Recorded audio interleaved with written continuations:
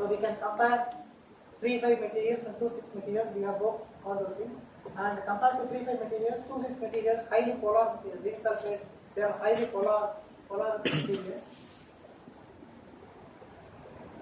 Now, then this one optical storage things.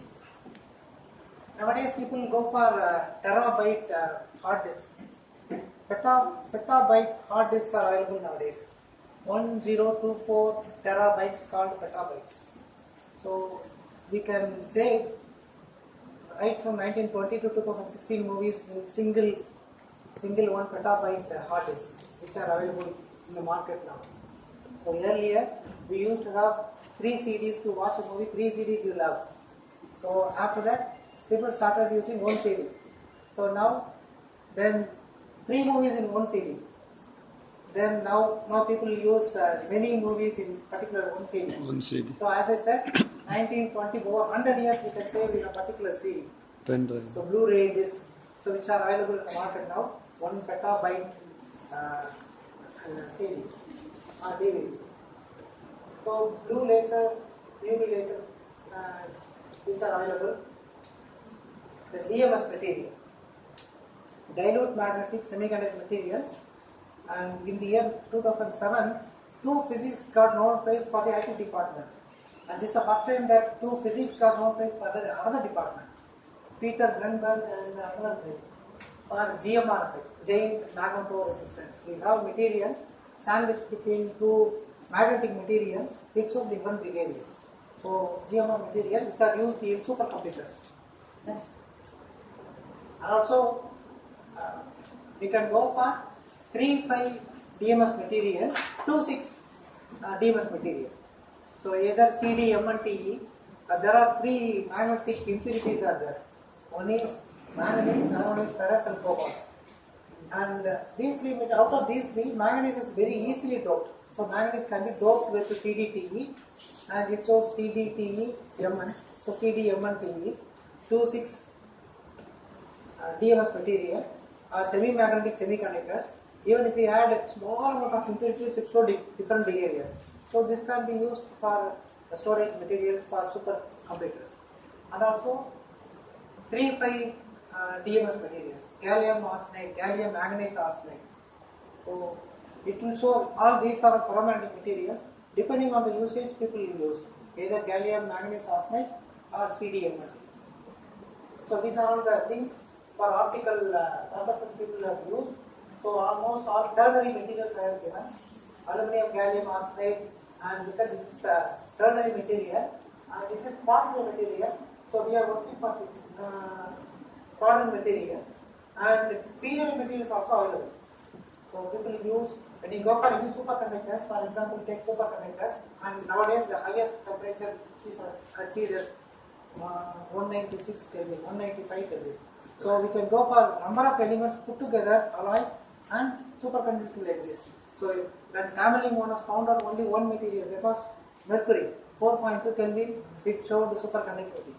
But nowadays 195 Kelvin, so most probably in future we may have room temperature superconductivity available. But we have to use lot of compounds.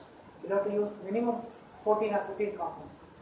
So we have ternary material, and this is quaternary material, quinary material. So slowly people will increase to achieve the more property and enhanced property. Yes. Very important thing is concentration, adding concentration. So you can't add exactly like the number of concentrations you can't do. So it depends. For example, you take gallium arsenide, gallium aluminum arsenide. Gallium arsenide is a direct metal material. Suppose we are going to add gallium aluminum arsenide, we can't go with gallium aluminum arsenide any amount of concentration, we can't do. So we can add aluminum for particular concentration. For example, take X, aluminum, which can be added with the gallium arsenide, say X equal to 0.1, 0.2, 0.4 up to 0.4. After that it will show inherent band of material, entirely different. The gamma and tau will move in a different way. Type 1 material, type 2 material. Type 1 material where you can have conduction valence band in the same level. Type 2 materials it will be different. Next. So all the device applications using quantum parts. Next. will be ultra small, very very small. We need always quantum dots are very very small. We need always think about only small in lightweight, but efficiency will be more. Power consumption also very important quantity. Longer lifetime, as I said, 60,000 hours people use traffic lights using gallium, indium nitride, quantum dots. Longer life, come on. So lasers, active area based on quantum dots, single electron transistors, as I said, quantum dot laser, solar cells are available using zinc sulfide, lead sulfide material, optical source between LEDs, organic dyes, quantum computing, security purposes, and even we have sensors which are used as nowadays in the family. Even we can keep it anywhere. We have a single sensor full of quantum dots. We can keep it anywhere. For example, we keep it outside, so that can be used as an alarm.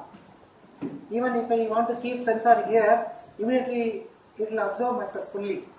Whether I have taken enough food, water, everything. I can keep it here, so that will record all the blood sugar level, everything, pressure. So one single quantum dot lasers, that will do enormous effect now. So security purposes, fiber optical communications, very very important things which we will discuss now. Quantum dots, tiny thermometers. Quantum dots, maybe around 10 nanometer quantum dot will show different temperature in micro level and nano level. So this is called quantum dot thermometers, which are available. This can be used for research purpose. So fiber optical communications, especially long pole optical communications, people always think about this method, and people use indium arsenide material, which is having higher mobility and lower effective mass. So people have chosen indium arsenide, and this wavelength exhibiting in the fiber optics, and this wavelength ranges between 1.3 and 1.55 micron, and energy loss is minimum. People have found energy loss is minimum between the wavelength lies between these range, and dispersion also is zero. Losses are minimized in the standard optical fibers. So we have calculated. So we have used all the techniques. We have calculated using all the techniques. We have calculated the optical transition energy. Next picture. And we have found out the optical bandgap exactly 0.8. It shows 1.55 micron. So we have compared our different. So this research was published in Journal of Blooming very recent. Next. We are looking for all the quantum dots, different types of quantum dots in a different